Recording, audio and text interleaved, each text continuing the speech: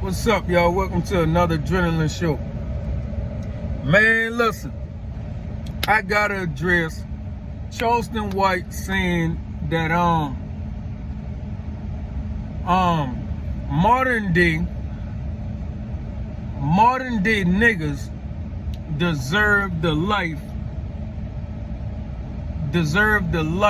and the treatment of slaves. So, excuse me, we deserve what slaves went through today because we are what they were trying to depict the slaves as. Say we ignorant, we savages, we don't know how to act, and some other things. I can't remember exactly what he said, well, but my main point is he feel like we deserve the slave treatment because of the way we act today. Now let me tell you, there's something I really can't let go, because I always feel like if you were born during the time of the civil rights movement, not even born, if you was alive during the civil rights movement, or even born around the time or a little bit after the civil rights movement. So if you was born in like if you was alive in the 60s or born in the 70s, you was much more closer to what was going on. So if you choose a different path from what these people died for trying to pursue, then I feel like you ain't shit worse than anybody, more than anybody that's African American. Because, man, listen, why you all didn't keep the movement going? That's why I hold people responsible for the miseducation that went on from the 80s to the 90s to the 2000s, and because I feel like black people problem is education. That's feel like, for me, man, I think about that all the time, as if it was my responsibility to start civilization all over again, it would have to be create a language. The next thing is create an educational system, and everything can go from there. So with me, I'm big on education, even though like, and I don't mean like textbook education, I mean educating yourself, period. That shit important to me. But yeah, so Charleston White got this thing that black people are so ignorant, we so dumb, we so belligerent, we fools, we play right into the system hand that we say that is so oppressing us. But in the same sentence, you were born in the 70s. You were born in the 70s. Like what you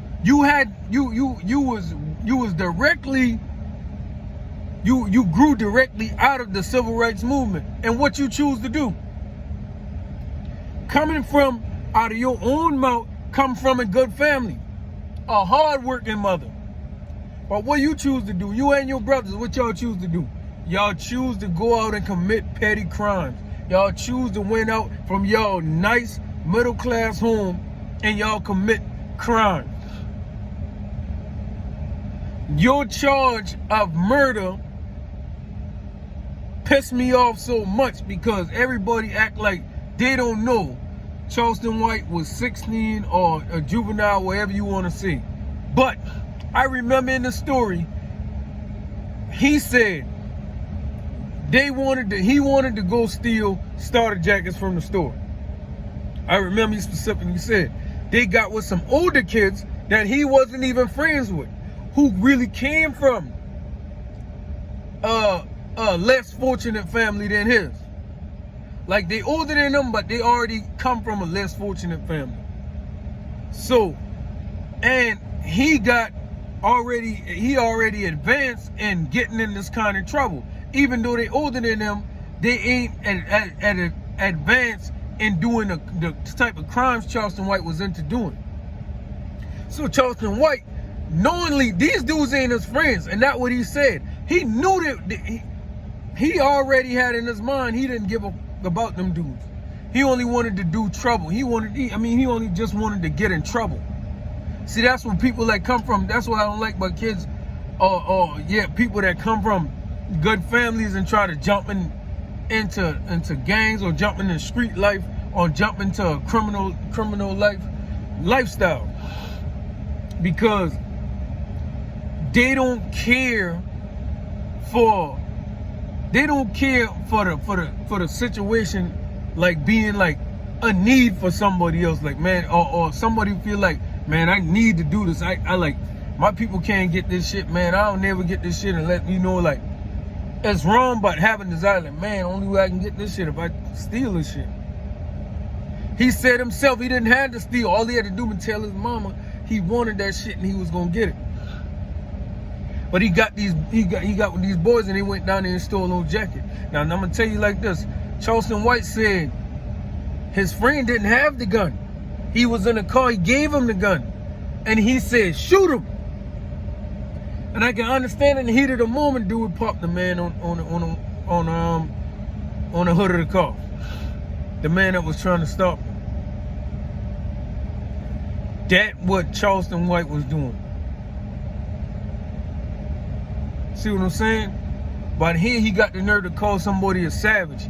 And there's people like him that were juveniles in those times were committing heinous crimes like murder against a white man, for them to put on the news and demonize us today. They used that situation what Charleston White did, in which he planned. He had the plan. It was his plan. Go steal some starter jackets. And the crime that Charleston White did, they used that shit against us down the line. You see what I'm saying? That's why juveniles today getting charged as adults. That's why they're getting punished the way they're getting punished as juveniles, as kids. And that's fucked up, because motherfucker, you born in the 70s, you born in the 60s. Your parents were born in the 70s. I mean, your parents was born, they were Martin Luther King age. But look how you turn out. I understand that the 80s came along for people like me, born in the 80s, come along, crack epidemic. Crack epidemic. Not to say everybody was on crack, but people were looking at crack or the dope game as, I don't need education. We got this dope. You see what I'm saying? And that's the main thing for me. So that trickled down a generation of people that just disregard education.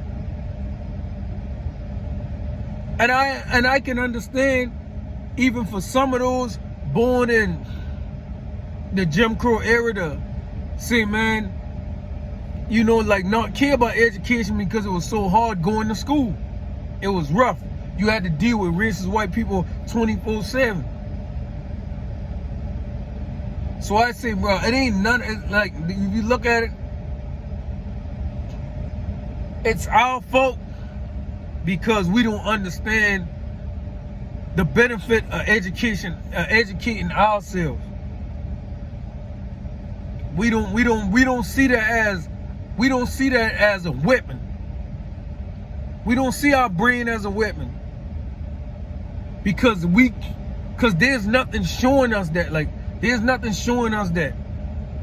Ain't nobody putting it in our face and putting it in words the way we realize, like, man, listen, my weapon is my mind, like my knowledge. Like, we ain't seeing that. That's our only enemy of black people. We don't understand. But that's go back to my point of saying, you can say all this, spread all, you can help, Charleston White can help spread all the propaganda they want. But at the same time, the street life that we know, that shit dying off, man. I live in a nice fucking neighborhood. And I ain't from a nice neighborhood. And more I go back to my old neighborhood and I see, man, I'm glad that the drug shit, I'm glad that shit almost over. We about to be unstoppable, man. We about to be unstoppable. The minute all of us be able to see each other within each other, see ourselves in one another, that's when we gonna have compassion for our life, for each other life. I ain't saying everybody gonna be on board, but the right one's gonna be. That shit Charleston White talking about, he just spreading old ass propaganda, man. He just spreading the old news, man. But he one of the ones. He one of the ones that we one of the reasons why these people call us savages and ignorant and criminals and just got this image of us on in the media. He helped that. So, bro, you ain't got no. I'm gonna tell you like this, bro. You can probably feel, or cause you get paid to do it, but you got no room to talk about black people, cause you one of them ones that originally gave us this tattoo, bro. This tattoo by the public, bro, for real. I'm telling you. You was one of the ones, and you snitch on the kids, and you snitch on the kids you brought along on the theft. You put the gun in the man's hand. You told him to shoot him, and you walked away free. And you know what? You wanted to do them crimes because you already know how you was gonna get out of it from the start. I'ma just tell on these niggas. And it worked. So yeah, man. You ain't got no room to talk. You need to avoid those subjects in the future. You ain't the man for it. Cause you was the problem.